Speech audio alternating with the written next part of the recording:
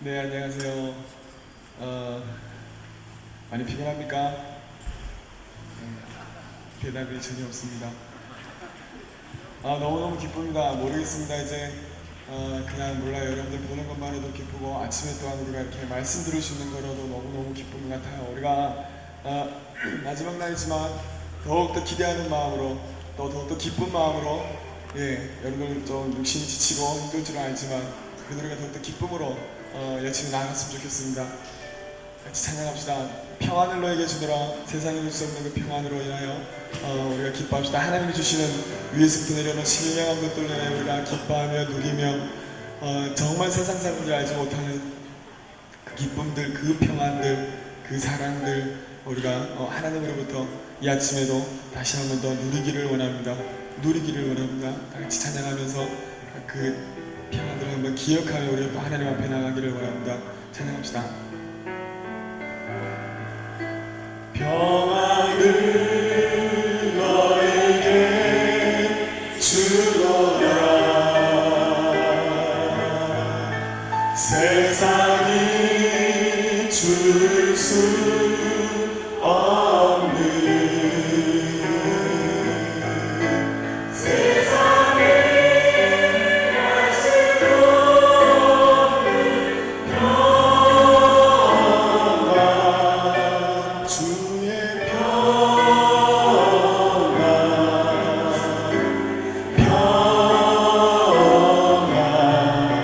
평안을 내게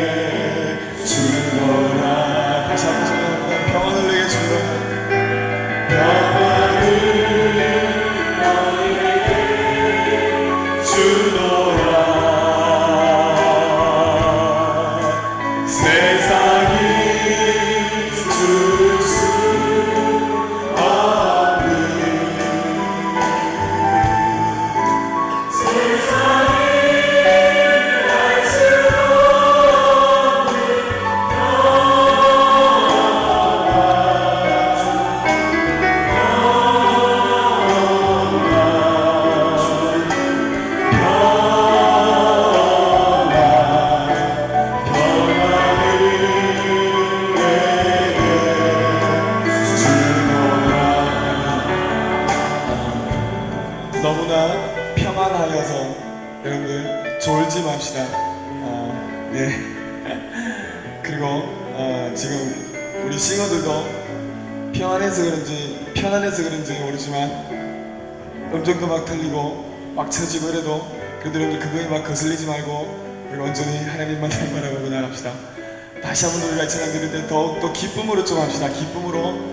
조용한 찬양이라고 해서 우리가 막 힘이 없는 그런 거는 아니잖아요, 그죠? 조용한 찬양일수록 더욱더 우리가 하나님을 깊이 묵상할 수 있고 또 하나님 앞에 나아갈 수 있는 그런 찬양이 되지 않을까요? 아침에 다시 한번 우리가 평안을 너에게 주노라 다시 한번 찬양하면서 우리가 하나님을 깊이 묵상합시다.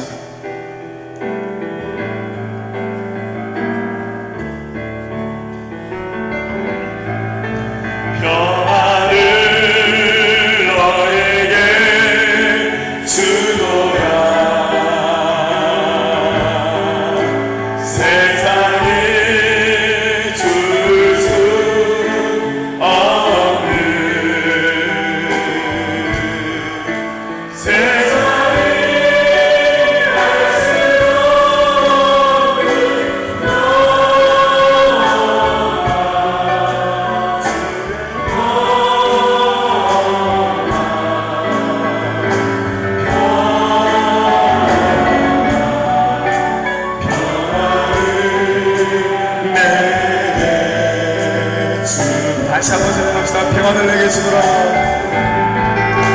평안을 너에게 주노라. 세상이 줄 수 없는 세상이 알 수 없는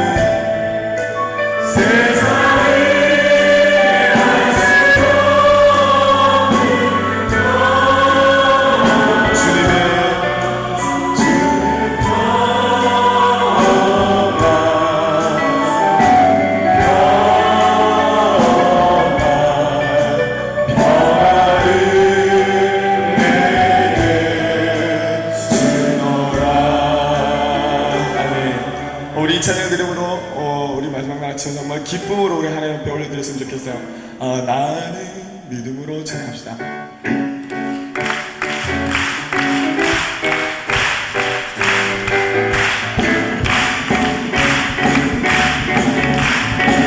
나는 믿음으로 주의 노래를 찬양합니다. 나는 믿음으로 주 얼굴 보리니 아침이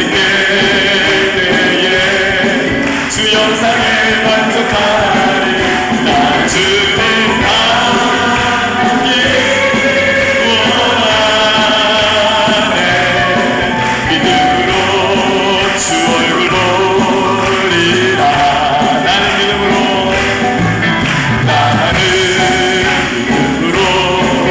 주 얼굴 보리니 아침이 깨 주 영상에 만족하리. 나 주님 함께 믿음으로 주 얼굴 보리라. 찬양합니다. 나는 믿음으로 주 얼굴 보리니 아침에 깰 때에 주 영상에 만족하리. 나 주님 함께 원하네. 믿음으로 주 얼굴로 다시 한 번 더 찬양합니다. 나는 믿음으로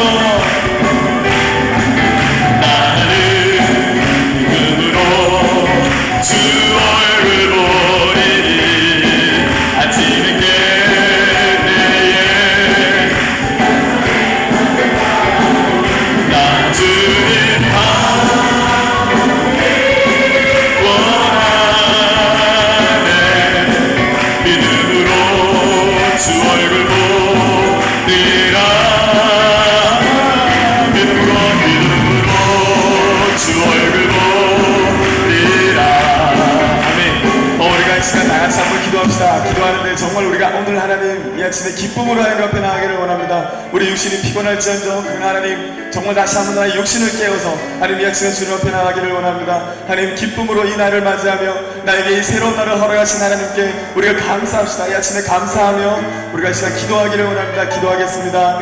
하나님 감사합니다. 이 아침에 우리에게 새날을 허락하시고 하나님 우리의 육신은 조금 피곤하지만 그러나 하나님 이 육신이 결코 하나님의 은혜를 가로막을 수 없고 하나님 나의 이 피곤함이 결코 하나님의 그 은혜 가운데 들어가는데 결코 방해할 수 없음을 하나님 이 아침에 고백하며 나아가오니 하나님 나의 육신까지도 하나님이 아시오니 주님 오늘 이 아침에 다시 한번 더욱더 하나님의 말씀을 들으며 하나님 우리가 귀를 기울이며 나아갈 수 있게 하여 주시기를 원하옵나니 오나오나를 살아계신 하나님 아버지 이 아침에 다시 한번 우리 마음 가운데 기쁨으로 하나님을 찬양하며 기쁨으로 주님의 이름을 높여드리며 나의 구주 되신 하나님을 찬양하며 나가시기를 원하오나니 하나님 우리 마음 가운데 주님을 기뻐하며 주님을 찬양하시는 마음 더욱더 일어나게 도와주시오. 하나님 이 아침에 또 우리가 이제 마지막 날을 맞이하여 주님 앞에 나가기를 원하오나니 특별히 오늘 하루 가운데 다시 한번 내 마음에 더욱더 기쁨과 감사함이 넘치시는 귀한 하루가 되게 도와주셨소. 아침에 주의 인자하심과 밤에 주의 성심을 하심으로 인하여 하나님 내가 주님을 찬양하오나니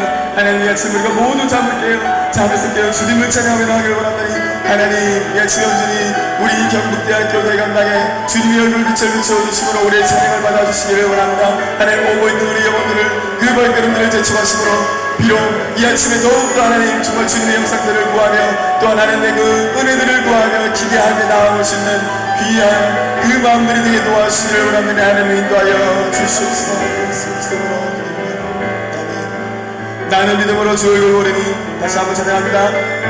나는 믿음으로 주 얼굴 보리니 아침 늦게 내에 주 영상에 만족하리 나 주님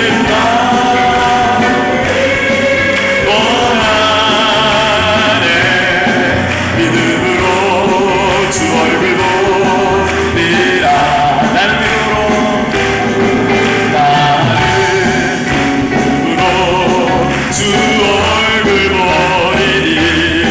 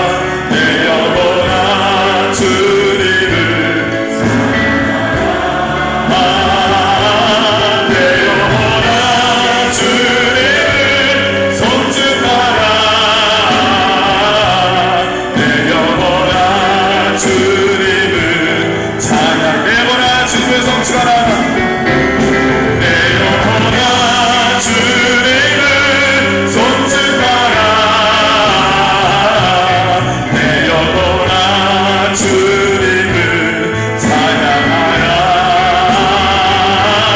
내 영혼아 주님을 존중하라.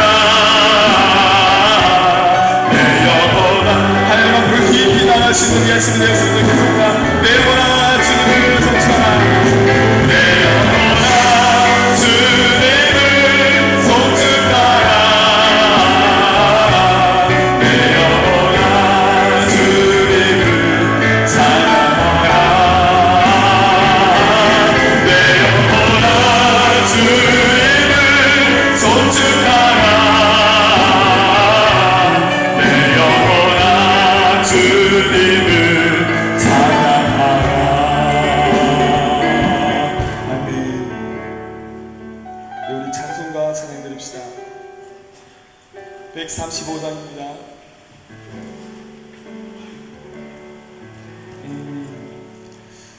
그 사도 바울이 에베소 교회입니까 빌립보 교회입니까 갑자기 아침에 생각이 나지 않는데 왜 그 교회를 향하여 나의 영광이요 나의 기쁨이라고 했던 그 말씀들이 있잖아요. 이 아침에 우리가 최후 승리를 얻기까지 주의 십자가 사랑하리 빈난 멸류관 받기까지 험한 십자가 우리가 찬양을 드리면서 정말 우리 옆에 사람이 그리고 이 정말 여러분들 1층에서는 2층이 보이지 않고 또 2층에서는 1층이 반밖에 보이지 않지만 우리 전체가 이렇게 고백할 수 있었으면 좋겠어요. 우리 앞에 한 사람이 모든 사람들을 향하여 여러분들은 나의 기쁨이요 또한 나의 영광이 됩니다 라고 이렇게 정말 좀 고백하면서 나아가시는 아침이 되었으면 좋겠습니다.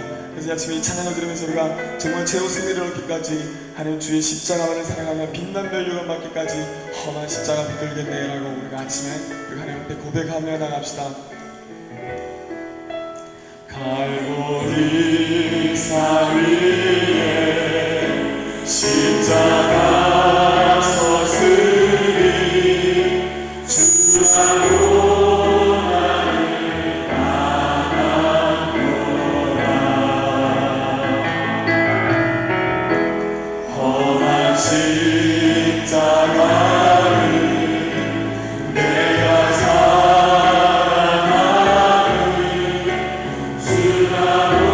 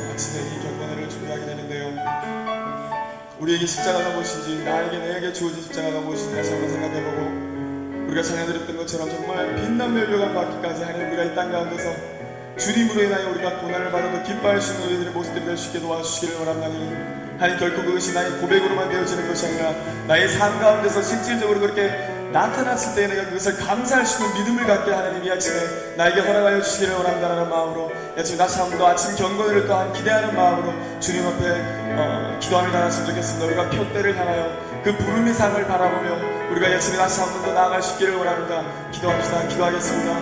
살아계신 하나님 아버지, 이 아침에 어쩌면 하나님을 주시옵소서. 지존 하나님의 부름의 상을 바라보며 우리가 나아갈 수 있게 도와주시기를 원합니다. 빛난 멸류관 받기까지 주님을 붙들고 가고 싶게 도와주십시오. 나에게 주어진 모든 상황들을 획득을 바라보며 힘들어하며 아무리 정말 지쳐나가는 것이 아니라 그것들에는 기뻐하며 감사할 수 있는 여친에게 도와주십시오. 나의 삶 속에서 현재 앞에는 힘들이 있다면 그것으로 인해 더욱더 감사하며 기뻐할 수 있는 믿음들을 나에게 여친에게 도와주시기를 바랍니다. 하나님, 말씀을 듣고 주님 앞에 기쁘게 할 수 있는 여친에게 도와주십시오. 하나님, 우리의 육신을 깨워서 하나님 다시 한번 하나님 앞에 온전히 나갈 수 있는 귀한 여친에게 도와주시기를 원한다니 여친을 만나신 하나님께 감사하며 하나님 온전히 주님 그 십자가를 바라보며 기쁨으로 믿음으로 나갈 수 있게 하여 주시옵소서.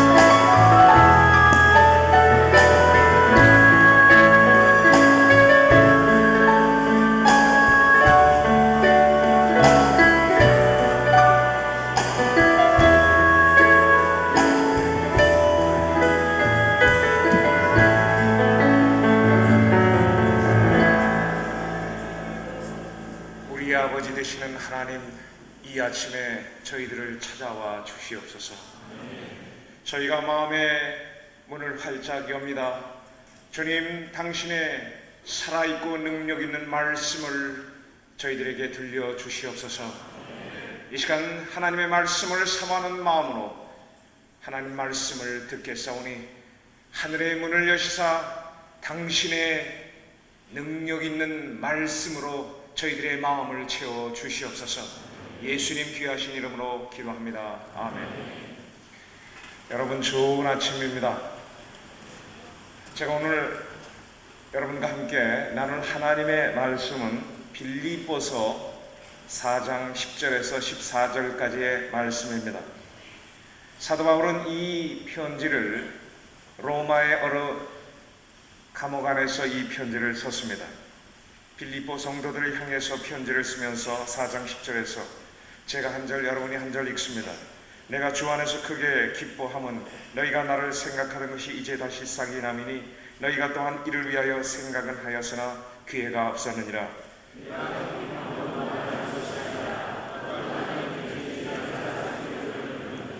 내가 비천에 처할 줄도 알고 풍부에 처할 줄도 알아. 모든 일에 배부르며 배고픔과 풍부와 궁핍에도 일체의 비결을 배우노라.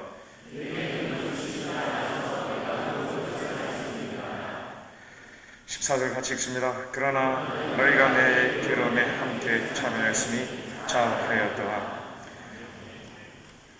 여러분, 저는 지금 대학생 자녀를 2명 두고 있습니다. 제 자신이 대학교 1학년 때 예수 그리스도를 믿고 거듭 태어나서 지금까지 예수 그리스도 안에서 또 세상 끝날까지 그의 복음을 전하고자 힘쓰고 있습니다.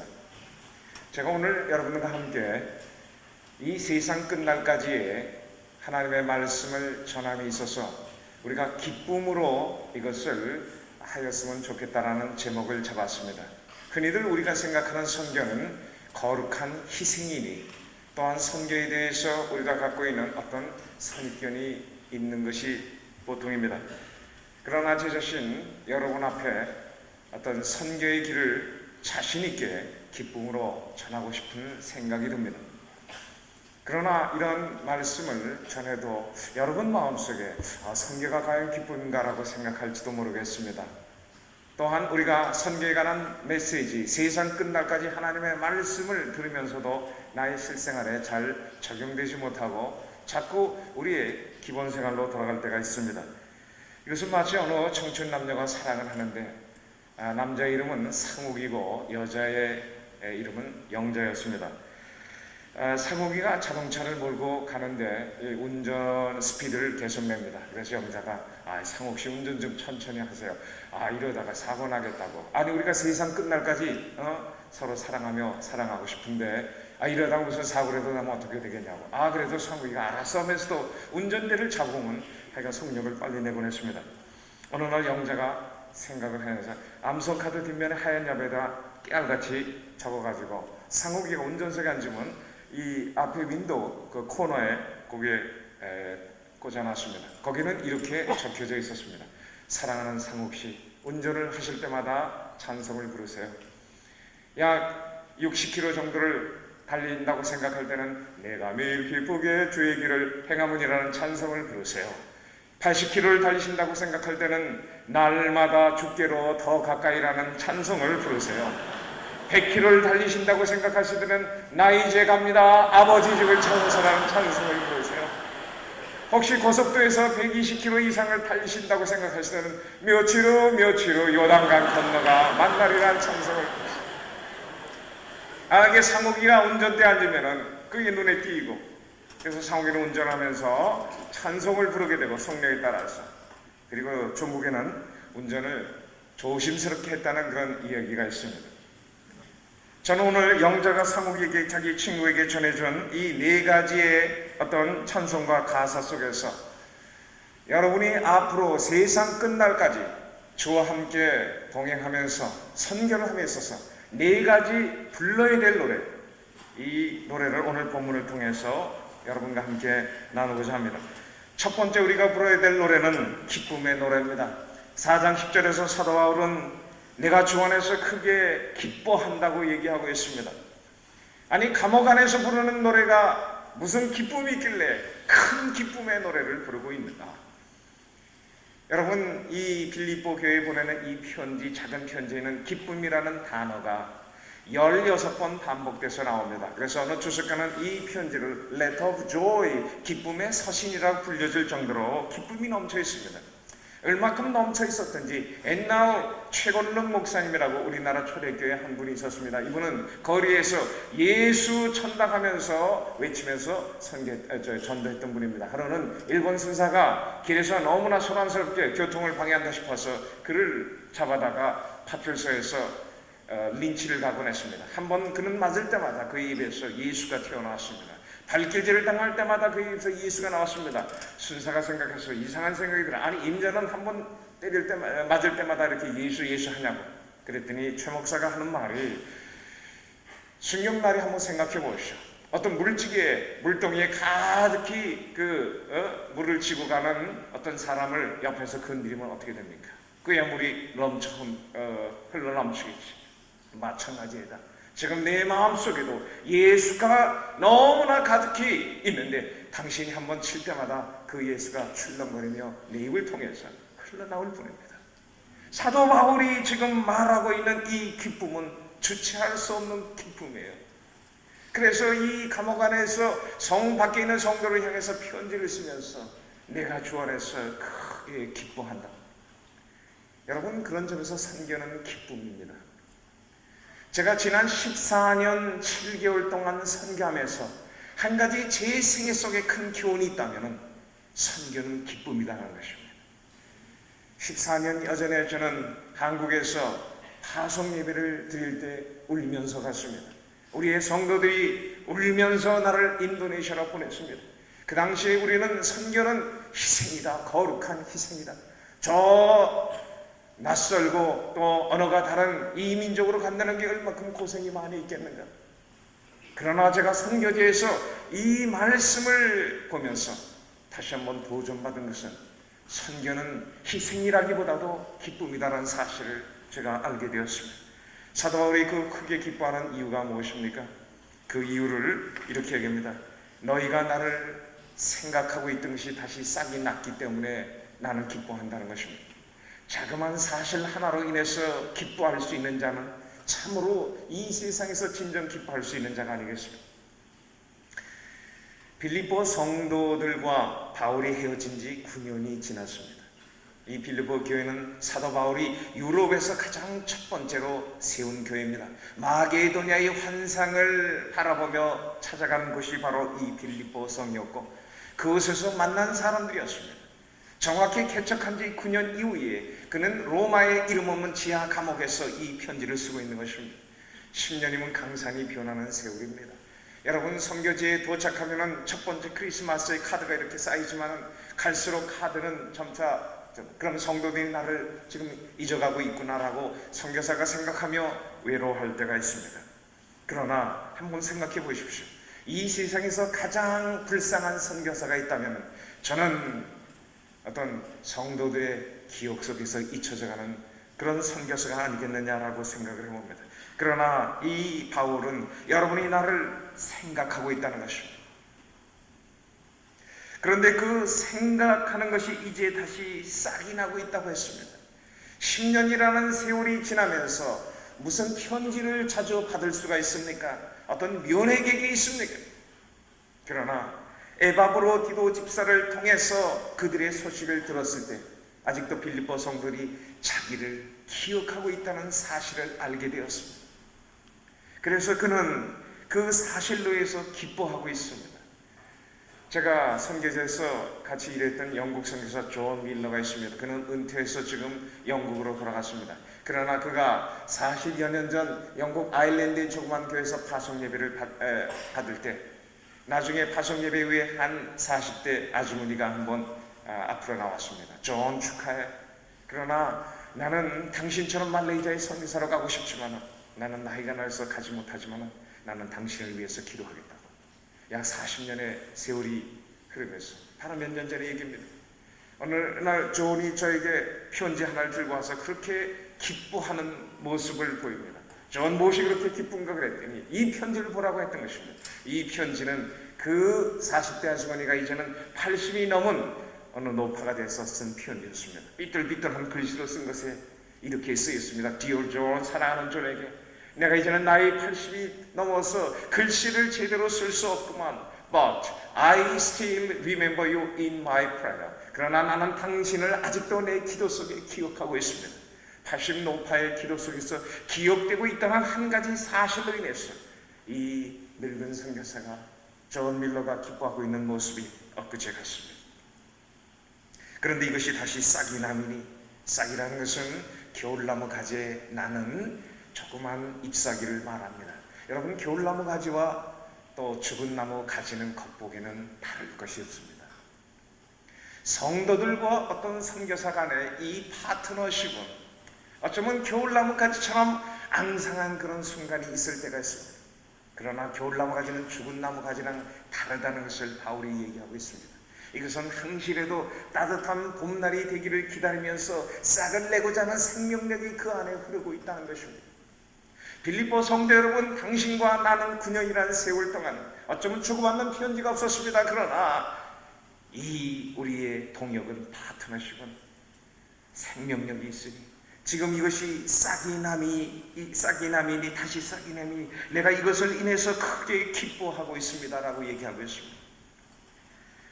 또한 이를 위하여 여러분은 생각은 많이 하였지만 기회가 없었을 뿐입니다. 여러분은 편지를 쓰고 싶어도 우편수단이 발달되지 못했으니 나에게 편지를 쓸 수 없었을 뿐입니다. 여러분은 나에게 달려오고 싶은 마음이 굴뚝 같아도 교통수단이 없기 때문에 올 수 없다는 걸 내가 알고 있습니다. 따라서 여러분 미안하게 생각하지 마세요. 빌립보 성도들이 바울이 감옥에 갇혔다는 소식을 듣고 안타까워했습니다. 바울 선생은 이 감옥에 갇혔는데 우리는 무엇인가?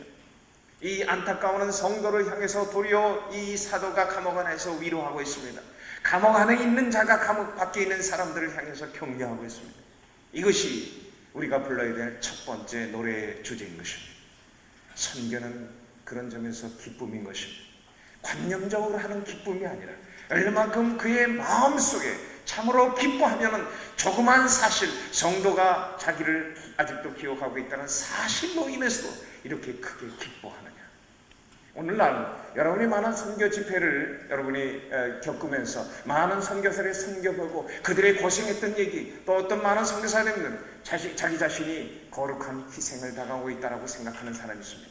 그래서 어떤 면에서 그 고생담, 그런 속에서 어떤 의미에서 이 선교가 왜곡되게 전달되고 있는 것을 볼 수 있습니다. 여러분, 한국 선교사에게 20세기 말에 가장 죽음에 이르는 기운이 있다면 보상심리병입니다. 보상심리병은 희생을 당하고 있다고 생각하는 사람들에게 찾아오는 병입니다. 여러분, 보상심리병이 걸리면 감사를 잊어버립니다. 기쁨이 사라져가고 있는 것입니다. 그래서 오늘날 저는 선교사들에게 인사할 때 여러분이 조심을 가야 된다고 생각합니다. 선교사를 만나는데 선교사님 얼마큼 고생이 많으십니까? 얼마큼 수고가 많으십니까? 라고 그렇게 계속 하면은 선교사가 정말 내가 수고하고 있는 모양이다, 고생하고 있는 것보다라고 자꾸 믿게 됩니다. 왜냐하면 믿음은 들으면서 나기 때문에 그렇습니다. 따라서 우리는 선교사를 만날 때 선교사님 얼마큼 기쁘시겠습니까? 라고 인사해야자 성경적인 인사라고 생각합니다. 여러분, 저에게 한번 연습해 보시겠습니까? 저를 따라서 한번 연습해. 사랑하는 한 선교사님, 얼마큼 기쁘시겠습니까? 그러면 선교사가 선교지에서 어려운 일이 있을지라도 또 여러 고난이 있을지라도 자꾸 그 말을 듣게 되면은 그렇지, 선교는 기쁨이구나, 선교는 보람이구나, 이렇게 믿게 될 것입니다.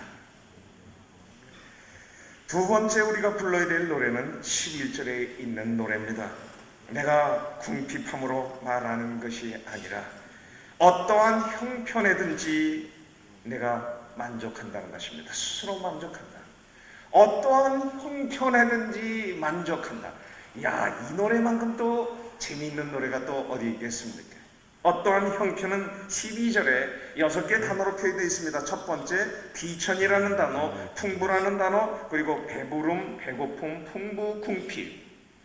이 6개의 단어로 표현된 어떠한 형편, any situation, 모든 이런 상황 속에서 그는 스스로 만족한다는 것입니다. 여러분, 저는 인도네시아에서 대학에서 경제학을 가르쳤습니다. 경제학의 목표가 무엇이냐면 잘 먹고 잘 사는 것입니다. 그래서 이 만족을 극대화시키는 것입니다. 여기 5개의 빵이 놓여져 있다고 생각합시다. 그러면 첫 번째 먹는 빵이 나에게 만족감을 가장 크게 해줍니다. 두 번째, 세 번째, 5번째 갈수록 만족이 적어집니다. 똑같은 빵인데 내가 갖는 느낌이 다를 수가 있습니다. 마찬가지로 똑같은 상황 속에서 만족하는 자가 있는가 하면 불평하는 자가 있습니다. 그런데 사도 바울은 감옥적인 상황 속에서도 스스로 만족한다고 하는 것입니다. 배가 고픈 가운데서도 만족한다고 얘기하고 있는 것입니다. 이거야말로 경제적으로 가장 부한 사람입니다. 1970년대 휴즈 헬리콥터 회사의 회장인 이 휴즈라는 미국의 억만장자가 있습니다. 그가 나중에 갑자기 죽게 되었습니다. 죽은 이유를 FBI가 검실해 보니까 영양실조였습니다. 왜 영양실조냐? 그는 돈이 너무나 많이 있어서 누군가 자기를 음식을 통해서 독살할 것이라는 그런 망상에 사로잡혔습니다. 그래서 그는 음식을 제대로 먹을 수가 없는 상태 속에서 죽고 말았습니다. 그는 가장 돈이 많았던 70년대 부자였을지 모르지만 가장 경제적으로 볼 때 가난한 사람이었습니다. 여기에 비해서 사도 바울이라고 하는 이 사람은 감옥 안에서 어찌 배불리 먹을 수 있겠습니까? 감옥 안에서 어찌 편안한 자리를 갖다 찾을 수 있겠습니까? 그런데 그는 만족하고 있다는 것입니다. 크게 기쁨의 노래를 부르고 있다고 하는 것입니다. 이것이야말로 여러분 경제적으로 가장 부한 자가 아니겠습니까? 그래서 제가 경제발전론 대학교 3, 4학년 감옥에 그 과목을 가르치면서 마지막 들고 가는 그런 책은 성경책입니다. 지난 한 학기 동안 내가 여러분에게 케인즈 발전 이론서부터 수많은 경제학자의 발전 이론을 가르쳤지만은 마지막으로 한 가지 명쾌하고 가장 확실한 이론을 내가 여러분에게 소개하기 원합니다. 그 경제학자 이름은 바울이라고 하는 사람입니다. 바울의 경제 이론은 감옥 안에서도 크게 기뻐하며 만족하는 그런 사람이었다는 것입니다. 여러분 12절에 언급된 이 6가지 단어 비천, 그 다음에 풍부, 이런 단어는 두 가지 카테고리로 나눌 수 있습니다. 한쪽은 비천하고 그 다음에 배고프며 또한 궁핍하고, 한쪽은 풍부하고 또한 배가 부른 것입니다. 여러분 풍부한 가운데서 배부른 가운데서 배를 두들기면서 기뻐할 수 있는 건 누구나 할 수 있습니다. 그러나 배가 고플지라도 궁핍한 가운데서도 여러분 감사할 수 있다면 뭔가 사도 바울은 어떤 비결이 있는 것입니다. 이것을 사도 바울은 본인도 일체의 비결이다라고 12절 하반절에 얘기하고 있습니다. 모든 일이 형통할 때 기뻐하는 거 세상 사람도 할 수 있습니다. 그러나 사망의 음침한 골짜기를 다니면서 비천한 가운데서 이 IMF의 어려운 가운데서도 아직 그가 감사할 수 있고 만족할 수 있다면 그는 뭔가 다른 비밀이 있다는 것입니다. 바로 이 비결이 비밀스러운 방법입니다. 여러분 비밀의 의미가 무엇입니까? 이 세상 모든 사람이 다 알고 있는 사실은 더 이상의 비밀이 아닙니다. 대한민국의 대통령 김대중 씨, 또 대한민국에서 이 대구에서 명문대학교, 경북대학교, 이것은 더 이상의 비밀이 아닙니다. 다 알고 있는 거예요. 그러나 몇몇 사람들에게 알려진 사실, 이 무더운 여름을 세상 끝날까지 정말 주와 함께 동행하겠다고 하는 2,300명의 젊은이가 바로 이곳에 모여서 이런 수련을 갖고 있다는 사실은 서울에 있는 사람들이 아마 지금 많이 모르고 있을 거예요. 그런 점에 몇몇 사람들에게 알려진 사실, 이것이 비밀의 세계입니다. 오늘날 이 지구상에 예수 그리스도의 이름을 부르는 자들이 19억 5천만 명이나 됩니다. 그러나 이 비밀을 갖고 있느냐? 그렇지 못하다는 것입니다. 이 세상에 25만 명의 예수 그리스도의 이름을 전하는 선교사가 있지만 이 비밀을 갖고 있느냐? 비천한 가운데서도 기뻐하고 있느냐? 그렇지 못하다는 것입니다. 그런 점에서 이 비밀은 과연 무엇인가? 사도 바울을 저는 비밀의 사나이라고 묘사합니다. 비밀을 저는 한마디로 이렇게 요약하고 싶습니다. 기쁨은 기쁨인데 고난과 함께한 기쁨이라는 것입니다. 고난 속에서 감옥 안에서 기뻐하는 기쁨이라는 것입니다. 여러분 만약에 밖에 나가서 버스 정류장에서 안녕하세요, 고난과 함께하는 기쁨에 대해서 혹시 들어보신 적 있습니까? 아 그럼 참 재수없네, 웬 미친놈이 이렇게 아침부터 이렇게 사람들이 생각합니다. 예수 믿는 사람들에게도 기쁨을 강조하고 그 다음에 형통을 강조하면 아멘 할 것입니다. 그러나 여러분 고난과 함께하는 기쁨을 하나님 앞에 구하자고 하면 다소 얼떨떨해 할 것입니다. 그래서 고난과 함께하는 이 비밀은 그런 점에서 많은 사람들의 어떤 소유가 될 수가 없는 것입니다. 사도 바울이 이 비밀을 가진 비밀의 사나이입니다. 그러면 사도 바울은 이 비밀을 어떻게 우리에게 설명하고 있는가? 고난과 함께하는 기쁨, 이해가 바로 됩니까? 여러분 천국을 어떻게 이해가 바로 됩니까? 그래서 예수께서는 이것을 비유를 통해서 제자들에게 말씀해 주셨습니다. 마찬가지로 저는 예수님의 방법대로 고난과 함께하는 이 비밀을 동전이라는 조그만 이화를 통해서 설명하기를 원합니다. 우리나라 500원 동자는 여러분 한쪽에 500이라는 글씨가 있습니다. 500이라고 하는 글씨는 선교지에서 사도 바울이 생활 속에서 당했던 여러 가지 어려운 일들, 고난을 의미한다고 얘기하고 있습니다. 그런 선교지에서 고린도 교회에 보내는 편지에서 이렇게 얘기하곤 하고 있습니다. 내가 수고를 넘치도록 하고 여러 번 죽을 뻔하였고 매도 수없이 맞았다고 얘기하고 있습니다. 유대인에게 태장으로 맞고 그 다음에 40에 하나 가마매를 5번 맞았으며 여러 번 여행의 강의 위험과 강도의 위험과 동족의 위험과 이방인의 위험과 또 신의 위험과 광야의 위험과 바다의 위험과 또 거짓 형제 중의 위험을 당하고 수고하고 애쓰로 여러 번 자지 못하고 목마르고 헐벗고 또한 굶고 춥고 하는 이러한 여러 가지 어려운 일들을 그가 당했다고 얘기하고 있습니다. 어떻게 됐건 그는 선교지에서 한 500가지의 여러 가지 어려운 상황 속에 직면했던 것 같습니다. 그러나 어떠한 고난을 통과하고 나서 고난 끝에서 이 동전 끝에서 서게 되니까 이 동전은 또 다른 면이 있다는 것을 눈으로 보게 되었습니다. 손으로 만져보게 되었습니다. 바라본 또 다른 면은 새의 날개치며 학의 날개치며 올라가는 그런 모습인데 유대인들에게 새의 날개치며 올라가는 모습은 독수리를 상징하는 것을 상기하게 됩니다. 피곤하여 낙심할 때 하늘에서 주는 독수리의 날개치며 곤비치 아니하는 어떤 하늘이 주는 평안, 예수께서 제자들에게 말씀합니다. 내 평안을 너에게 주노니 곧 나의 평안을 너에게 주노라. 내가 주는 평안은 세상이 주는 평안과 같지 아니라. 세상이 주는 평안의 특징, 배부를 때 감사하고 형통할 때 기뻐하는 것입니다. 그러나 예수의 주시는 평안의 특징, 배부를 때도 감사하거냐 배가 고플 때라도 감사가 있으며 형통할 때도 기뻐하냐 사망의 음침한 골짜기를 탈지라도 기뻐할 수 있다는 것입니다. 이 예수의 평안이 여러분에게 임하기를 주의 이름으로 축원합니다. 예수께서 약속한 평안, 바로 이 평안을 이 바울이 체험했다는 것입니다.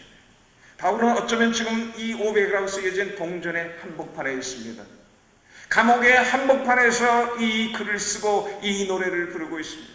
어찌 그에게 육체적인 만족이 있겠습니까? 많은 그는 이 동전의 다른 면이 동전의 다른 면 새의 날개치며 올라가는 면을 바라보려고 손을 뻗습니다. 그러나 그가 만져지는 것은 감옥의 찬찬 벽뿐입니다. 그러나 그는 감옥 한복판에서 500이라고 쓰여진 동전의 한복판에서 노래하고 있는 것입니다. 이 동전의 뒷면이 내 눈에 보이지 아니할지라도 내 손에 만져지지 아니할지라도 나는 수많은 고난 이후에 동전 끝에서 그 이면을 바라보고 따라서 나는 이 동전의 이면은 하늘이 주는 기쁨, 예수께서 주신 평안이 있다는 것을 나는 확신하네. 이것이 사도 바울이 감옥 안에서 부르는 기쁨의 노래요, 만족의 노래인 것입니다. 사도 바울은 이것을 가졌다는 것입니다. 여러분, 동전은 한 면만 있으면 동전의 가치가 없는 것입니다. 동전의 한 면은 고난 면이요, 동전의 다른 면은 어떤 기쁨이라는 그런 면입니다. 이것이 사도 바울이 지금 얘기하고 있는 고난과 함께한 기쁨의 비밀의 세계입니다. 이 비밀을 그는 어떻게 얻었을까요? 그는 기도의 사람이기 때문에 하나님께서 기도의 응답으로 이 비밀을 주셨을까요? 성경 그렇게 얘기하고 있지 않습니다. 그는 헌신의 사람이었습니다. 결혼까지도 포기하고 예수 그리스도의 전도자가 됐기 때문에 이 비밀을 하나님께서 상급으로 주셨을까요? 그렇지 않습니다. 바울은 이 비밀을 이렇게 얻었다고 얘기하고 있습니다. 바로 11절과 12절 마지막 단어로 표현하고 있습니다. 이것을 배웠다고 얘기하고 있습니다. 이 비결을 배웠다고 얘기하고 있습니다. 여러분, 배우는 자가 있으면 또 누가 있습니까? 가르치는 자가 있는 것입니다. 가르치는 자가 누굽니까? 13절에 자기에게 능력 주시는 자가 가르쳤다는 것입니다. 이 바울에게 능력 주시는 자가 누굽니까? 세상 끝날까지 우리와 함께 하시는 예수인 것을 믿으시길 바랍니다. 다메섹 도상에서 그 예수를 핍박하던 자가 이제는 예수를 만나게 되었습니다. 그래서 이제는 예수를 전하는 증거자가 되어서 세상 끝날까지 예수를 전하다가 로마의 이름 없는 감옥에 갇혀서 지금 현재 이 글을 쓰고 있는 것입니다. 그런 점에서 그 예수가 나에게 이것을 가르쳤다는 것입니다. 여기서는 완료 형태로 표시되어 있기 때문에 그 예수를 만난 순간부터 지금까지 그분이 나에게 가르쳤고 지금도 그분이 나에게 가르치고 있다. 나는 지금도 그것을 배우고 있다고 얘기하고 있는 것입니다. 자, 그렇다면 예수의 가르침에서 무엇을 그가 배웠을까? 그는 선교지에서 고난한 여러 가지 어려운 일을 당할 때마다 예수 그리스도의 십자가를 생각했습니다. 그래서 그는 선교지에서 고난 속에서 예수 그리스도의 십자가를 바라보면서 예수 그리스도의 십자가야말로 이 세상에서의 고난의 극치일 것이다. 내가 그리스도와 함께 십자가에 못 박혀 죽었나니 그런즉 이제는 내가 산 것이 아니다라고 고백하고 있습니다. 아니, 내가 지금 당하고 있는 이 어려움은 그리스도의 남은 고난을 채우고 있구나라고 생각하면서 그리스도의 십자가의 고난에 동참하고 있는 자기 자신의 모습을 재발견하게 되었습니다. 그래서 이것은 한 개인의 어려움이 아니라 예수 그리스도의 고난의 십자가를 깨닫는 하나의 축복으로 그에게 다가오고 있는 것입니다. 그래서 그는 고난을 당할 때마다 예수 그리스도를 생각했고 예수 그리스도의 십자가의 가르침을 그는 묵상하게 되었습니다. 그러나 예수 그리스도의 십자가는 3일 이후에 다가올 영광스러운 부활의 아침, 기쁨의 아침을 바라보았던 것입니다. 예수 그리스도의 십자가가 있기 때문에 또한 부활이 있었고 부활로 인해서 그 십자가는 또한 재해석이 되고 있습니다. 그런 점에서 사도 바울은 이 세상에서 가장 큰 기쁨인 부활의 아침이 있다는 것을 그는 믿음으로 바라보고 있는 것입니다. 그런 점에서 나는 이 고난 끝에는 반드시 기쁨이 있다는 것입니다. 고난 동전면의 끝에서 바라보는 날개치며 올라가는 독수리의 날개치며 올라가는 하늘이 주는 이 기쁨이 있다는 것을 그는 믿었던 것입니다. 여러분, 사도 바울 신학에 두 기둥이 있다면 하나는 십자가요, 하나는 부활입니다. 십자가 통해서 또는 이 부활을 통해서 그는 기독교 교리를 완성했습니다. 그는 이 교리에서 끝나지 않고 그의 삶 속에 이것을 적용했습니다. 예수 그리스도 십자가의 가르침 속에서 적용한 것이 고난이라고 하는 그런 면이었습니다. 또한 부활이라는 교리를 그의 삶 속에서 적용한 것이 이 세상이 줄 수 없는 기쁨의 면이었습니다. 그래서 십자가와 부활 교리가 그의 삶 속에 나타난 것이 그의 비밀인데 고난과 함께하는 기쁨, 이 둘 사이는 뗄래야 뗄 수 없는 깊은 연관이 있다는 것입니다. 여러분, 선교지에서 오늘날 겪는 여러 가지 한국 선교사의 경험담이 있습니다. 제 자신도 지금부터 14년 7개월 전에 인도네시아에 도착했을 때 저는 인도네시아 적도 밑에 있는 성경학교에서 성경을 가르치려고 했습니다. 저는 합동측의 목사로서 또 뒤늦게 목사가 되었지만은 인도네시아의 우리 OMF 지도부가 이제 그쪽으로 놓고 비자를 수속했습니다. 근데 돈을 쓰지 않으면, 뇌물을 쓰지 않으면 비자를 줄 수 없다는 그런 정가를 받게 되었습니다. 선교사가 어떻게 뇌물을 쓰면서 들어갈 필요가 있겠습니까? 그래가지고 저희가 계속 기도하면서 하나님께서 이상 밖의 문을 열어주신 것이 우니베르시타스 크리스토니 인도네시아 기독교 대학에서 경제학을 가르치는 길이었습니다. 저는 한국에서 경제학을 가르쳐 본 일은 없습니다. 대학에서 경제학을 하고 그 다음에 경영학을 대학원에서 공부하면서 겨우 졸업했던 적은 있습니다. 그리고 저는 사회 진출해서 약 5년 반 동안 저희 비즈니스 어떤 미니스트리를 했던 사람입니다. 제가 옛날 서울에 있는 성도교회를 다니면서 그 당시에 우리 친구들이 지금 이랜드 회장인 박성수, 그 다음에 뭐 방성기 목사 이런 형제들과 우리가 같이 생활하면서 캠퍼스 미니스트리의 어떤 꿈을 키웠던 적이 있습니다. 그리고 우리가 비즈니스로 우리가 진출해서 비즈니스 미니스트리, 지금의 이랜드는 어떤 좋은 그러한 어떤 꿈의 성취다라고 생각합니다. 또 제 자신은 월드 미션이라는 어떤 세계 선교의 어떤 그러한 꿈을 계속 키우게 되고 지금도 이 길을 가고 있습니다. 대학교 2학년 때 제가 세계 선교에 헌신했기 때문에 그렇습니다. 어떻게 됐건 하나님께서 인도네시아에서 저에게 어떤 새로운 기회를 주셨습니다. 그러나 문제는 제가 인도네시아를 9개월 동안 배우고 바로 이 대학교에 부임하게 되었습니다. 이 대학교는 서울의 연세대학교 복음은 인도네시아 기독교 명문입니다. 학생 수 11,000명, 5개 단과대 중에서 상대에 제가 부임했습니다. 교수 사택을 한국에서 한 3억 대는 아주 넓은 집을 학교에서 제공합니다. 물, 전기, 심지어는 사례까지 주겠다는데 우리는 사례는 대신 받지 않기로 하고 기독교 복음을 이렇게 선교하는데 좀 울타리 역할을 좀 해달라고 그래서 계약을 맺습니다. 그 학교에 부임하게 됐습니다. 왜냐하면 이 문교성을 통한 비자가 예상외로 참 빨리 나왔기 때문입니다. 그러나 저는 국제경제학과 경제발전론을 가르쳐달라는 그런 조에 상당히 망설이게 되었습니다. 아무리 그렇지 새로운 외국어를 한 9개월 동안 배운 다음에 책을 넣은 지 13년 만에 다시 이 과목을 가르치는데 그게 쉽겠습니까?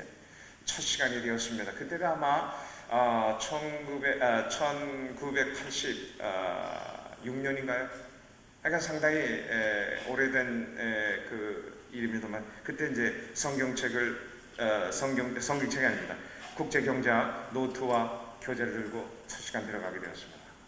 그런데 얼마큼 긴장이 되는지, 그러니까 문을 탁 열 때 다리가 후들거리는 그런 느낌이 지금도 이렇게 느껴지는 것 같습니다. 하여간 교탁에 섰습니다. 다리는 후들거리지만 그래도 아이들이 제 후들거리는 다리는 모양은 볼 수 없었던 것 같습니다. 그러나 제 넓은 이마에 흐르는 땀방울은 제가 감출 길이 없었습니다. 하여간 1시간 반 동안 제가 인도네시아어로 국제경제학 첫 강의를 하는데 하여간 제가 말을 하면서도 이것이 인도네시아 문법으로 정확히 맞는지 틀리는지 구분이 안 갑니다. 그렇지 않겠습니까? 이래가지고 1시간 반 땀을 뻘뻘 흘리면서 강의를 하고 나서 나중에 아다 뿌르따냐 그랬습니다. 질문 있냐 했을 때 여러분 놀랍게도 질문이 없었습니다. 저는 질문이 없어가지고 주의 성령께서 나를 부으시는가 보다라고 생각을 했습니다. 3주 동안 질문이 없었습니다. 여러분 만약에 생각해 보십시오. 인도네시아를 9개월 동안 배우니까 제가 말이 아무래도 서툴지 않겠습니까? 인도네시아 왔다 갔다 하는 것이 있을 수 있습니다. 그런데 질문이 없었다는 것입니다.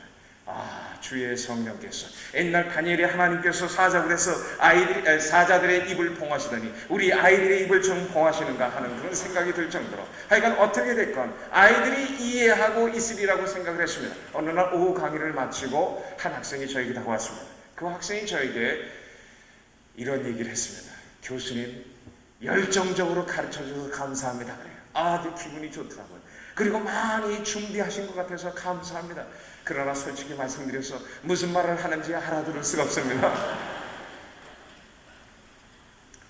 주의 성령도 언어의 세계는 별 수가 없는 것보다 라고 생각이 들기도 했지만 하여간 그때처럼 허무했던 적이 없는 것 같습니다. 그러나 그 아이의 그 솔직한 말은 저의 생애를 바꾸게 되었습니다. 그러나 그 말은 저에게 어떤 기쁨의 말이 아니라 격려의 말이 아니라 상당히 제 자신의 생애에 충격을 가한 말이 되었습니다. 교수 사택을 향해서 오면서 저는 운동장에서 오후 한 3시 반쯤 운동장 한가운데 서서 제가 하나님을 앞에서 이렇게 하소연합니다. 하나님, 내가 이곳에 대학 교수 되고자 해서 인도네시아 온 것이 아닙니다. 나는 저 칼리만탄 적도 밑에 있는 성경에서 성경을 가르치고 있는데 하나님 왜 그 길을 막으시고 왜 나를 이곳으로 인도하셨습니까? 나는 당신의 아들 예수 그리스도의 복음을 전하러 왔는데 내가 지금 현재 경제학은 잘 가르치지 못하면서 알아듣지 못할 강의를 하면서 내가 예수 그리스도의 어떻게 복음을 잘 전할 수 있겠습니까? 하나님 한번 생각해 보십시오. 우리 학교 학생의 약 절반 11,000명 중에 5,500명 이상이 회교 모슬렘 배경 학생인데 강의는 알아듣지 못할 강의를 하고 예수를 믿으라는 그 아이들이 예수를 믿겠습니까? 생각해 보십시오. 아마 제 생에 하나님을 향해서 가장 좀 서운했던 순간의 한 부분이었다고 생각합니다. 그때 하나님께서 제가 대학 시절에 679절의 성구를 암송한 적이 있는데 한 구절의 말씀을 생각나게 해주십시오. 그 말씀이 무엇이냐? 야고보서에 있는 말씀, 너희 중에 누구든지 지혜가 부족한 자가 있느냐? 그러면 후히 주시고 꾸짖지 않으시는 하나님께 구하라. 그리하면 그가 주시리라. 여러분 이 말씀을 믿습니까? 그때 저는 그 말씀을 붙들고 하나님 앞에 기도하기 시작했습니다. 하나님 지혜를 주십시오. 여러분, 제가 하나님의 지혜를 이렇게 체험합니다. 어떤 때는 제가 책상에 앉아서 국제경제학 강의를 준비하는데, 경제발전 강의를 준비하는데 이게 제대로 들어올 게 뭡니까? 13년 전에 배웠던 학문을 인도네시아 말로 지금 강의를 준비하는데 제대로 되지 않습니다. 일주일에 많은 시간을 여기 허비하고 있습니다. 허비라기보다 쏟고 있습니다. 진전이 많이 없습니다. 나도 모르게 눈물이 쭉 흐릅니다. 내 안에도 어떤 이 내 마음의 고통을 아마 이해하지 못하리라고 생각하는 순간입니다. 여러분, 그때마다 제 마음속에 울려 퍼지는 어떤 은혜스러운 노래가 있다면 무슨 노래일까요? 그것은 아마 울려고 내가 왔나라는 그런 노래일 것입니다. 선교사가 나약해질수록 인간이 된다는 거, 제가 이것을 배웠습니다. 그러면 어느 순간에 어느 흰옷 입은 사람이 제 옆에 서 있는 것 같습니다. 그분이 나에게 이렇게 속삭이는 것 같습니다. 내가 너에게 뭐 도와줄 거 없냐? 저는 그분이 주님인지 주님이 보낸 천사인지는 모르나, 그러나 하나님께서 약속하신 지혜가 나에게 필요합니다. 그 지혜를 나에게 달라고. 여러분, 제가 그 지혜를 체험합니다. 구슬이 섬 안에도 띄어야 하는 보배가 있다는 말씀이 있듯이 하나님의 지혜는 꾀는 끈 것 같습니다. 이래서 옛날 제가 대학 시절에 배웠던 경제학의 지식과 대학원에서 배웠던 국제 경영학의 어떤 지식, 아니 내가 비즈니스 하면서 5년 반 동안 겪었던 지식, 아니 지금 현재 책을 읽으면서 이렇게 읽는 모든 이런 자료들이 이렇게 하나님의 지혜로 구슬처럼 꿰는 걸 경험합니다. 이래가지고 노트를 해가지고 강의지에 들고 와서 학생들에게 가르치곤 했습니다. 그러나 그 학생의 솔직한 얘기를 듣고부터는 저는 강의실에 들어가 싫어졌습니다. 아침에 강의가 있는 날 아침에 오줌 색깔은 노란 색깔이었습니다. 강의실에 들어갈 때마다 저는 도살장에 끌려가는 어떤 송아지 같은 그런 심정이었습니다. 아닌 게 아니라 어느 성경 로마서 말을 읽어보니까 바울이 이렇게 합니다. 오 하나님이여, 우리가 날마다 도살할 양같이 여김을 받았나이다 함과 같습니다라고 시편 기자의 말을 인용하면서 이 세상에서 하나님의 일꾼이 당하는 여러 가지 어려운 일들을 그가 그렇게 노래하고 있습니다. 고난의 노래, 도살장에 끌려가는 어린 양과 같아요. 아니 그게 바로 내 자신입니다. 여러분, 인도네시아 말을 잘못하는데 아이들이 알아듣지 못한다라고 생각해 보십시오. 그럼요, 조금 할 수 있는 것도 더 엉깁니다. 자꾸 내 혀가 엉기는 것을 느낍니다. 여러분 3시간 동안 연속적으로 그렇게 강의를 해야 되는 것처럼 고통이 어디 있습니까? 하여간 한 학기를 지났는데 한 학기가 너무나 긴 기간이었어요. 한 학기를 마치고 몇몇 아이들에게 제 강의의 피드백을 알기 위해서 조사해오라고 했습니다. 그랬더니 그 다음날 아이들이 조사해요. 한정국 교수님의 강의가 명강이었습니다. 국제경제학 실력이 탁월했습니다. 이 얘기는 한마디도 없었습니다. 하는 얘기가 성실한 강의였습니다. 그리고 공평한 학점 우는 이런 식으로 얘기를 했습니다. 그게 왜 성실하냐 그랬더니 씩 웃으면서 우리는 날씨가 덥기 때문에 교수님들이 30분 늦게 들어오시고 1시간 일찍 나가신다는 것입니다. 3시간 강의에서 1시간 반 하는 것이 보통 정례인데 교수님은 시간이 되기가 무섭게 들어오셔가지고 비록 우리들이 잘 알아듣지 못하지만 춤을 추면서 열심히 하니까 3시간 동안 일했으니 아이들이 야, 이 사람은 뭔가 잘 모르지만 성실한 교수 이렇게 생각했던 것 같습니다. 그러나 한 학기 동안 아이들 속에 어떤 의문이 있습니다. 아니 저 친구 누구야? 자기네들끼리 그렇지 않겠습니까? 아니 한국인이 아니야? 한국인이 뭐 때문에 이렇게 땀을 뻘뻘 흘리면서 여기 와서 저렇게 고생하는가? 아니 저 한정국이라는 사람은 목사라고 하는데 뭐 때문에 우리에게 국제경제를 가르치지? 아니 선교사가 아닌가 뭐 때문에 우리에게 경제발전론을 가르치는 게 궁금하죠. 한 학기 동안 사람은 궁금은 못 배기는 것 같아요. 다른 친구에 걔도 나에 대해서 알 게 뭐예요? 다른 교수도 나의 어떤 출신에 대해서 알 게 뭐예요? 내가 왕십리 출신인 걸 어떻게 알아요? 이래가지고 사람들 속에 한 학기 동안 궁금증이 퍼졌어요. 그 궁금증의 내용은 바로 이렇게 표현할 수 있습니다. 한정국 그는 과연 누구인가? 사람이 궁금하면 궁금증을 해결해서 나에게 찾아오는 것. 우리 집 교수 사택은 운동장 구석에 여러 채 중에 좋은 집 한 집으로 되어 있습니다. 인도네시아 문은 늘 열려 있습니다. 아이들이 삼삼오오 초조합니다. 그러면요 우리 집 소파에서 나에 대해서 궁금히 여기는 자에게 내 이마를 자랑할 거요, 내 어떤 무엇을 자랑할. 그러나 내가 자랑할 것이 하나 있어요. 사마니안 불교 가정에서 태어나서 대학교 1학년 때까지 죄악 중에 방황하다가 예수를 만난, 대학교 1학년 4월 청계천 7가 다방 안에서 만난 예수 그리스도, 내 친구가 전해준 조그만 성경책을 통해서 로마서 3장 23절에 모든 사람은 죄를 범하였으며 하나님의 영광에 이르지 못하더니 죄의 삭은 사망이요 사망 후에는 하나님의 심판이 있으니 누구든지 예수 그리스도의 이름을 부르는 자는 구원을 얻으리라는 이 성경책, 이 인도네시아 성경책을 드리면서 그 아이들에게 예수 그리스도를 내가 자랑했던 것입니다. 여러분, 회교권에서 이 세상에서 회교 인구가 가장 많이 있는 것이 인도네시아입니다. 오늘날 회교권에서 복음을 전하다가 감옥에 갇히는 선교사가 오직 많이 있습니다. 근데 나는 밖에 나가서 공원에서 시장에서 외칠 필요도 없이 우리 집 소파에 앉아있으면 나에 대해서 궁금히 여기는 물고기들이 찾아오는 것입니다. 나에 대해서 당신은 누구입니까? 묻는 자에게 내가 간증할 것이 있어요. 내가 만난 예수 그리스도, 내가 예수를 만나기 전에 나의 생활, 만난 후에 변화된 나의 생활, 나의 어떤 이 기쁨의 생활, 심지어는 인도네시아까지 이 기쁨의 예수 그리스도를 전하기 위해서 왔다는 간증을 합니다.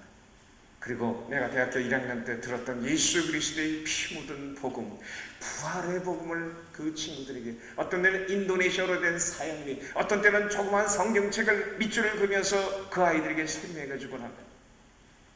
여러분, 그때는 제 마음속에 이루 형언할 수 없는 기쁨이 있습니다. 여러분, 평양 봉수대교회에서 빌리 그레햄 목사가 이 설교했던 모습을 제가 활동 사진을 통해서 한번 본 적이 있습니다. 그 지금 빌리 그레햄 목사는 나이가 상당히 늙으신 분입니다.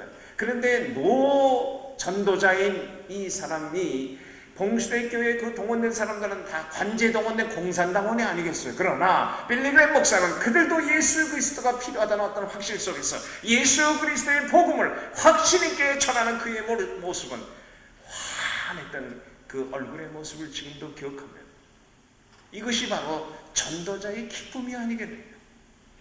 지금 내가 소파에 앉아서 나에 대해서 궁금히 여기는 자들에게 우리 학생들의 예수 그리스도, 내가 만났던 예수 그리스도를 전하는 그 순간만은 너무나 기쁜 순간이었던 것을 저는 잊을 수가 없습니다. 제가 선교제에서 가장 보람되고 깊게 느꼈던 순간은 소파 안에서 예수 그리스도를 전했던 순간입니다. 그러면서 지난 한 학기, 지난 1년 동안 내가 강의실에서 당했던 여러 가지 고통들, 인도네시아로 국제 경제학과 경제 발전론을 가르쳐야 했던 고통들을 생각하면서 내가 비로소 깨달은 것이 사도 바울이 말하는 고난 속에서의 어떤 이 기쁨, 고난과 함께하는 이 기쁨의 비밀을 내가 비로소 배우기 시작했다는 것입니다. 14년 7개월 전 이 선교를 갖다가 거룩한 희생이라고 여겼던 한 전도자에게 이제는 하나님의 말씀이 살아 움직였어. 또한 나의 어떤 상황 속에서 역사하는데 바로 이것이다. 이 기쁨, 세상이 줄 수 없는 이 기쁨을 바로 예수 그리스도께서 이 고난과 함께 나에게 가르치고 있구나. 내가 그리스도와 함께 십자가에 못 박혀 죽는 연습을 나는 날마다 간신에 들어가면서 나는 날마다 죽노라라는 그런 고백을 할 수밖에 없었던 초등학교 초입니다. 그러나 그런 속에서도 예수는 나에게 뭔가 가르치려고 애썼던 그 1년간의 모습을 생각하면서 제가 여러분과 함께 나누고 싶은 이 놀라운 말씀, 이것이 내게 능력 주시는 예수 안에서 내가 무엇이든지 할 수 있었다는 그런 고백이 아니겠네. 어느 날 우리 총장님이 저를 부르셨습니다. 총장님이 내가 그 학교에 오게 된 사연을 얘기했습니다. 제가 오기 이전에 학교에서 큰 부패 스캔들이 있었던 모양입니다. 경제문제 연구소를 만들기 위해서 기금을 쌓았는데 학장과 몇몇 주요 교수가 이것을 전부 먹어버렸던 모양입니다. 이래가지고 연구가 제대로 되지 않은 상태. 이 총장이 화가 나서 그들을 그들을 해고시켰어요. 교수는 하루아침에 생기지 않습니까? 하루아침에 얻어지지 않습니다. 이래가지고 OMF 선교부를 통해서 여러 곳을 통해서 경제학을 가르치는 교수를 모집했는데 제가 그 중에 한 사람이었다는 것입니다. 그런데 지난 몇 년 동안 지내고 보니까 맨 처음에는 제가 인도네시아에도 왔다 갔다 했는데 이제 이 총장님 하시는 말씀이 당신은 제가 보니까 많은 학생들에게 이제는 존경도 받고 또 다른 교수들에게도 실력이 있는 교수다라고 하는 것을 제가 소문을 듣습니다. 당신에게 이 경제 문제 연구소를 다시 맡기고 싶다고 얘기하는 것이었습니다. 그러면서 연구실을 하나 큰 연구실을 마련해 줄 테니까 거기서 연구하고 또 우리 학교에 이것은 이 문교성 쪽과 연관해가지고 우리 학교에 이 등급이 올라가는 그런 중요한 프로젝트라는 것입니다. 당신은 목사니까 돈을 횡령하진 않겠지라는 말도 곁들이면서 그러나 저는 문제가 생겼어요. 여러분 가르치는 것은 잘 모르는 사람이 나보다 더 모르는 학생들에게 가르치는 건 성립합니다. 그리고 학생들은 학점과 연관되어 있기 때문에 저에게 도전하는데 한계가 있습니다. 그러나 문제는 연구는 실력이 없으면 잘 되지 않습니다. 산안을 겨우 넘었는데 이제는 총장님 말씀에 산을 갖다 나에게 안기는 것 같은 그런 기분이었어요. 어떻게 하겠습니까? 거기서 뭐 여태까지 이렇게 왔는데 이래가지고 그것을 수락하고 제가 연구실에 앉아 큰 책상에 앉아서 하는데 뭐 책이 많이 꽂혀 있습니까? 그렇지도 않았습니다. 그래서 좋은 생각이 나서 우리 젊은 교수를 보고 총장님의 생각을 됐습니다. 지금부터 우리 경제문제 연구소를 엽니다. 우리가 연구하고 페이퍼를 씁시다. 근데 뭐 페이퍼를 쓰나. 이래가지고 결국 제가 그분들에게 어떤 본때를 보이기 위해서 제가 논문 하나 처음 논문을 쓰게 됩니다. 인도네시아 경제발전 전략에 관한 논문인데 한국과 대만 경우를 이렇게 비교하면서 인도네시아에 적용하는 그런 특이였습니다. 그러나 저는 인도네시아만에 막 서툴고 그러기 때문에 여러 자료를 쫙 읽게 합니다. 옛날 대학원 시절에서 쫙 읽기 얼마큼 우리가 많이 연습했습니까? 지금도 그것이 있었지만 항상 쫙 읽기를 잘하면 할수록 또 내용은 뭐 뻔한 것이겠지만 내용은 부실하면 부실할수록 항상 타이핑과 겉표지는 잘하기 마련입니다. 지금도 그렇습니까? 제가 겉표지를 잘해가지고 우리 학장님에게 딱 갖다가 보고 드렸습니다. 학장님, 교수들과 세미나를 하고 싶습니다. 제가 부족하나마 이 한 편을 써봤습니다. 그런데 우리 학장님 말이죠. 이 제 논문을 보더니 너무나 겉표지를 보더니 속도 보지도 않고 페이퍼로 이니 바구스. 이 페이퍼 훌륭한데요라고 그러시더라고요. 그 학장님 우리 저희 또빙 학장님은 제가 지난 3년 동안 너무나 고생했던 걸 아세요. 그리고 한국 사람이 인도네시아 말, 인도네시아어로 인도네시아 경제 발전 전략에 관한 연구를 논문을 썼으니 내용은 보나마나 이러면서 이분은 우리 교수들과 젊은 교수들과 세미나 하기에는 너무 아까운 내용이에요. 우리 학교 교수가 159명이에요. 그 중에 정교수가 39명, 159명 교수에게 전부 초청장을 보내겠다는 거예요. 그리고 학생들도 수업이 없는 학생들은 세미나실에 새로 오픈된 세미나실에 처음으로 합작한 것입니다. 그런데 어떻게 하겠어요? 저는 그 내용을 너무나 잘 압니다. 그런데 저 학장님의 그런 간곡한 말씀에 나도 그렇다. 이판사판이다. 내가 여태까지 여기까지 왔는데 알겠습니다 해가지고 그 날짜를 잡고 나서 하는데 이 논문은 제 논문이 아니에요. 많은 글귀들이 여기저기 짜집게 했으니 그렇잖아요. 그런데 그날 읽을 수는 없지 않습니까? 내가 논문을 발표하는 이래가지고 한 100권 정도 그날까지 읽고 또 읽고 읽었어요.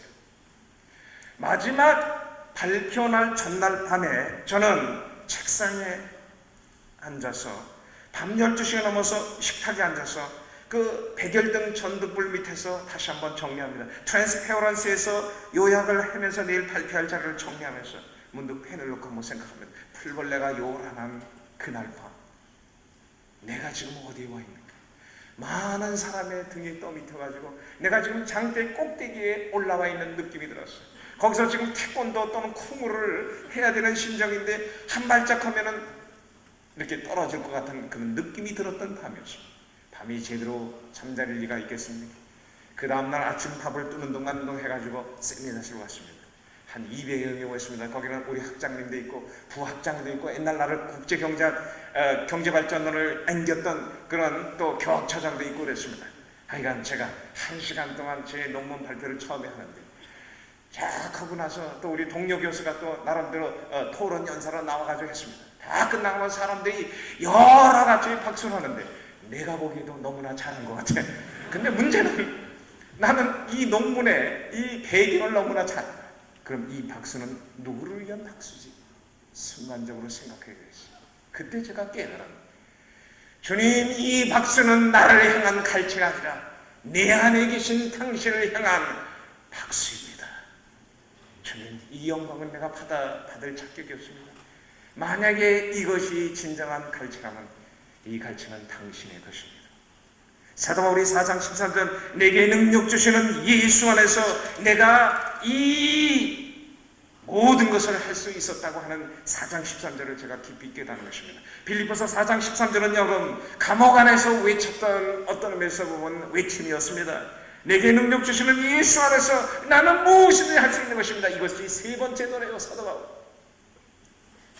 이 세상에서 무엇이든지 할 수 있다는 사람처럼 행복하고 자신 있는 사람이 어디 있어? 우리가 지금 학문을 배우는 이유가 어디 있습니까? 우리가 지금 이게 세상 끝날이 가고자 왔을 때 우리가 배워야 될 가장 큰 핵심은 무엇입니까? 능력입니다. 무엇이든지 할 수 있다는 이 능력, 그 능력은 예수 안에서 가능할 것입니다.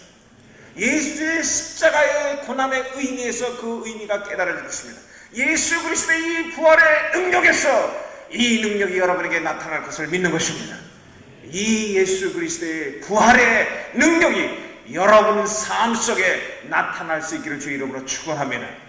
그러나 이것은 예수 그리스도의 고난의 십자가를 외면해서는 안 됩니다. 어쩌면 내가 당했던 여러 가지 강의실에 들어가는 어려움이 있었기 때문에 나에게 그리스도의 복음을 마음껏 전할 수 있는 기쁨의 기회가 왔던 것입니다. 동전의 한 면만을 구하지 마십시오. 동전의 양면을 취하시는 여러분이 되시길 바랍니다. 그런 점에서 사도 바울은 네 번째 14절에서 마지막 노래 네 번째 노래를 가르치고 있습니다. 사실 1절, 2절, 3절 내가 주 안에서 크게 기뻐하네. 어떠한 2절 넘은 어떠한 형편든지 나는 만족하네. 3절 내게 능력 주시는 예수 안에서 나는 무엇이든지 할 수 있네라는 이 노래는 사도 바울 개인의 노래입니다. 4장 10절부터 13절까지 첫 번째 단은 내가 내게로 기록되어 있습니다. 사도 바울 개인의 노래요, 개인의 간증입니다. 개인의 확신입니다. 제발 여러분이 마음대로 사용하지 마십시오. 이건 표절입니다. 여러분이 로얄티를 지불하고 그 4장 13절을 그동안에 사용했습니까? 지불하지 않았으면 나중에 바울 형님한테, 바울 오빠한테 많이 꾸중을 들을 것입니다. 그러나 바울은 친절하게도 마지막 노래에서 우리의 격려의 노래를 가르쳐 주셨습니다. 14절 첫 번째 단은 그러나, 이 그러나는 접속사는 not only A but also B라는 그런 의미를 담고 있습니다. 4장 13절까지의 이 노래는 나의 개인의 노래이지만은 그러나 이 노래는 너희들의 노래일 수도 있느니라 하고 얘기하고 있습니다. 그 너희는 누굽니까? 이 편지를 받는 빌립보 성도 여러분, 또한 내 괴로움에 함께 참여한 너희들, 여러분 그리스도 안에서 이 고난은 선교지에 더 고난이 있다라고 생각하시면 성경적이 아닙니다. 성경은 말합니다. 물론 누구든지 그리스도 안에서 경건히 살고자 하는 자에게 핍박이 있습니다. 여러분 대구에도 여러분이 다니고 있는 캠퍼스에 똑같은 고난이 있습니다. 제발 선교사에게 더 고난이 많이 있다고 믿지 마십시오. 선교사에게 더 고난이 없을 수도 있습니다. 그래서 그리스도를 전하는 것은 전방과 후방이 따로 있는 것이 아닙니다. 그리스도와 함께하는 이 고난은 선교지와 여러분이 있는 캠퍼스가 따로 있는 것이 아닙니다. 여러분이 그리스도를 위해서 경건하게 살고자 하는 몸부림이 있을 때 이 고난과 핍박은 다가올 수 있다는 것입니다. 실제로 사도 바울이 에바브로디도 집사를 통해서 빌립보 성도들도 그곳에서 예수 그리스도의 복음을 전파하고 애쓴다는 그런 모습을 들었습니다. 그들도 어려움을 당하고 있다는 소식을 들었습니다. 바울이 여기에 착안합니다. 이 4장 13절까지는 나 개인의 고난과 함께 기쁨의 비밀의 노래지만은 이 노래가, 이 비밀이 빌립보 성도가 너희들의 것일 수 있느니라. 왜 그러냐? 너희는 나의 어려움에 동참했기 때문에. 따라서 내가 그리스도의 고난에 동참한 것처럼 여러분은 나의 고난에 동참하였으므로 내가 그리스도의 기쁨에 동참하고 있는 것처럼 여러분도 나의 기쁨에 동참해야 된다는 것입니다. 그래서 4장 4절에 뭐라고 명령하고 있습니까? 내가 말하노니 항상 기뻐하라. 내가 다시 말하노니 기뻐하라, 기뻐하라는 명령 동사를 사용하고 있습니다. 무슨 말입니까? 빌립보 성도 여러분들은 기뻐할 권리가 있다고 하는 것입니다. 여러분 기뻐해야 마땅해야 된다는 것입니다. 왜냐하면 나와 함께 이 그리스도의 어려움에 동참했기 때문에. 얼마큼 멋진 노래입니까?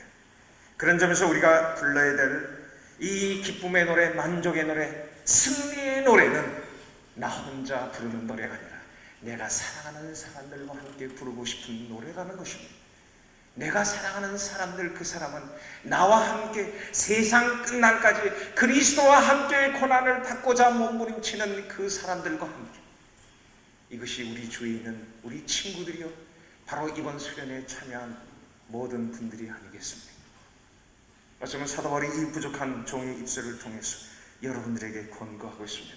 여러분들에게 격려의 메시지를 마지막 네 번째 노래에서 너희가 내 괴로움에 함께 참여하였으니 자하도다. 저는 선교에서 받은 편지의 한 구절을 이렇게 인용합니다. 사랑하는 한 선교사님, 선교사님에게 고난이 없기를 기도하지 않겠습니다. 왜냐하면 고난이 없으면 기쁨도 없기 때문이죠. 우리는 그동안에 너무나 고난이 없기를 기도하는 데 익숙해 있습니다. 이 한국교회는 어쩌면 고난보다도 더 기쁨을 구했고 평안을 구했는지 모릅니다. 그러나 성경에서 가르치는 전천후 기쁨, 또 예수께서 가르치는 하늘이 주는 평안은 예수 그리스도의 고난과 함께 우리에게 다가온다는 사실입니다. 그런 점에서 이 세상이 줄 수 없는 기쁨을 우리가 소유하길 원한다면 예수 그리스도의 고난을 우리가 싫다 할 이유가 어디에 있겠느냐는 것입니다.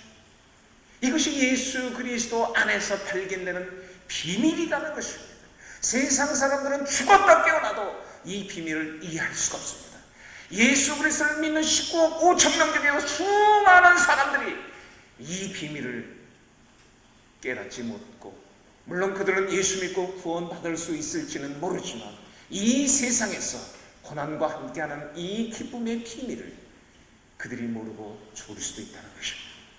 따라서 오늘 저는 여러분이 이번 수련회 다른 많은 것도 얻을 수 있겠지만 이 한 가지 교훈, 고난과 함께하는 이 기쁨, 이 비밀을 여러분이 깨달을 수 있는 주의 은혜가 임하기를 주의 이름으로 축원합니다. 자, 그렇다면 이 비밀을 어떻게 얻는다고? 배우는 것입니다.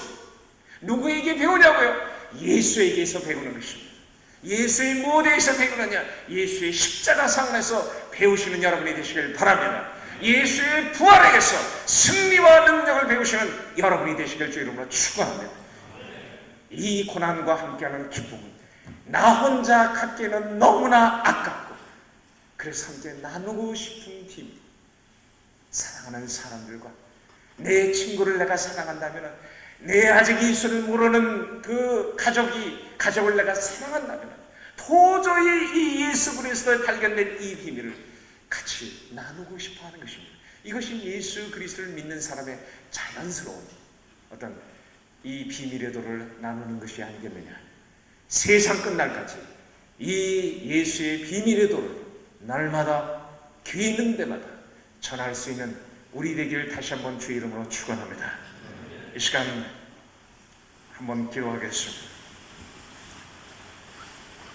사랑하는 여러분, 오늘 제가 여러분에게 두 가지 기도 제목을 드립니다. 첫 번째 기도 제목은 우리가 지금까지 생각해왔던 선교의 구조를 바꾸자는 것입니다. 하나님, 그동안 우리는 선교를 희생이라는 면으로 생각해왔습니다. 세상적인 많은 영향으로 우리의 선교에 대한 개념이 잘못됐습니다. 우리가 회개하십시다. 한국교회가 이해하고 있는 어떤 희생이 강조된 어떤 이 선교의 구조, 하나님 바로 희생의 구조에서 기쁨의 구조로 바꾸어 달라고, 먼저 우리 마음 자세부터 변화되게 해달라고.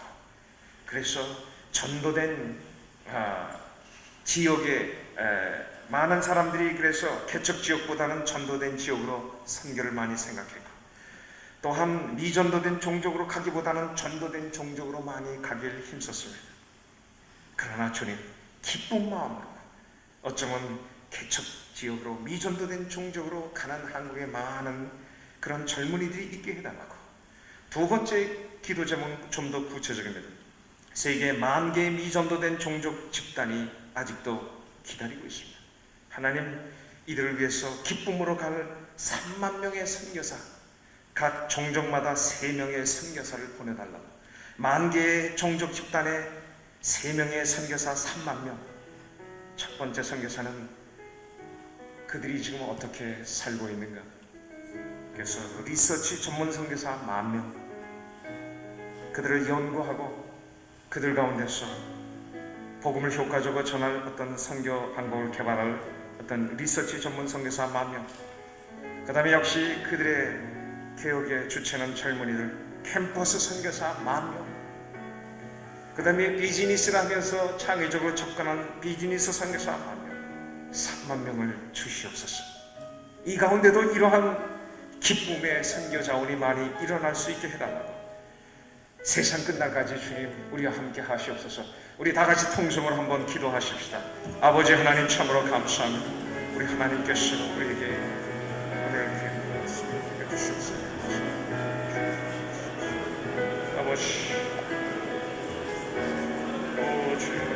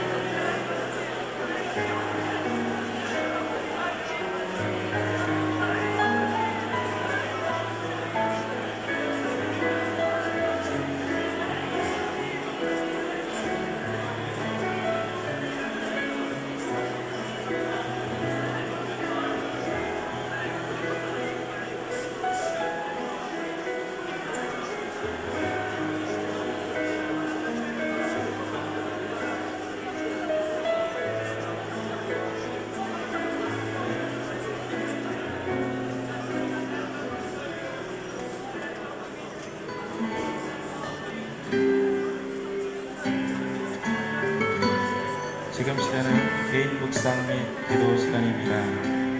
이동을 통과해 주시고 개인적으로 말씀을 묵상하시고 기도하시기 바랍니다.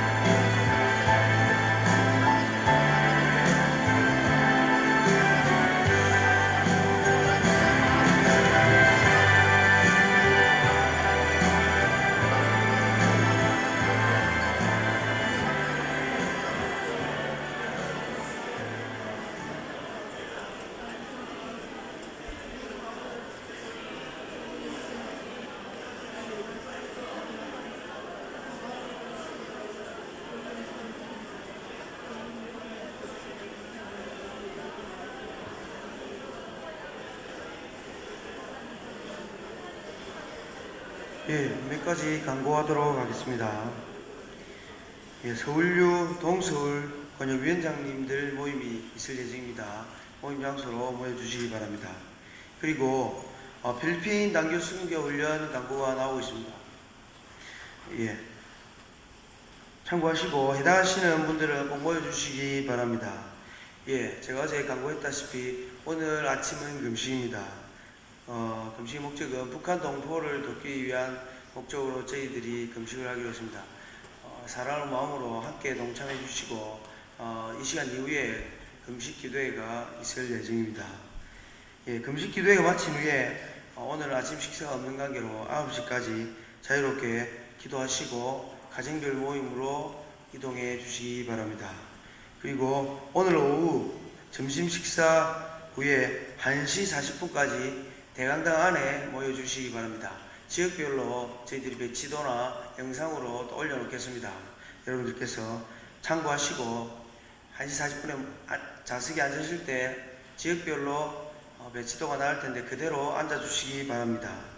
예, 이 시간 김동준 간사님 나오셔서 금식 기도회를 인도하도록 하시겠습니다.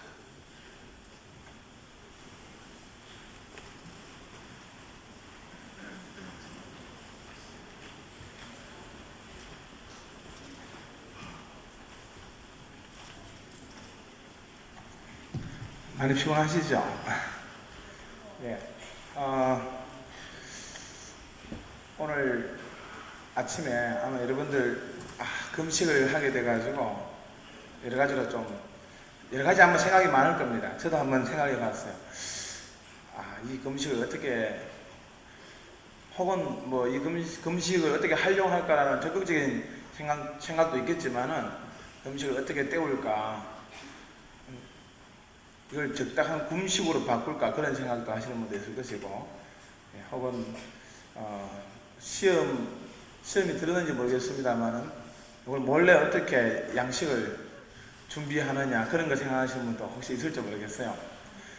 그래서 저는 여러분들에게 오늘 우리가 단순히 그냥 이 금식을 하는 그냥 단순한 생각으로 지내면 안 되겠다는 그런 이야기를 좀 나누고 싶습니다.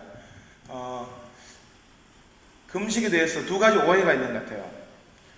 제가 모니터 한번 해보니까 첫 번째 오해는 뭔가 하면 이번 수련회 재정이 조금 힘드는구나, 그래서 이번 금식을 통해서 재정을 좀 보충해야 되겠다, 혹시 그런 마음에서 이 금식이 진행된다고 생각하시는 그런 첫 번째 오해가 있는 것 같습니다. 여러분, 그것은 절대로 아닙니다.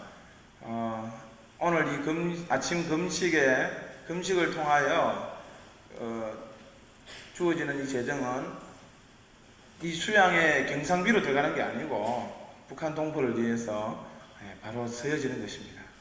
아마 8월 초에 이제 통일 비전 트립에 가서 직접 아마 북한 동포를 위해서 쓰여지는 그런 금식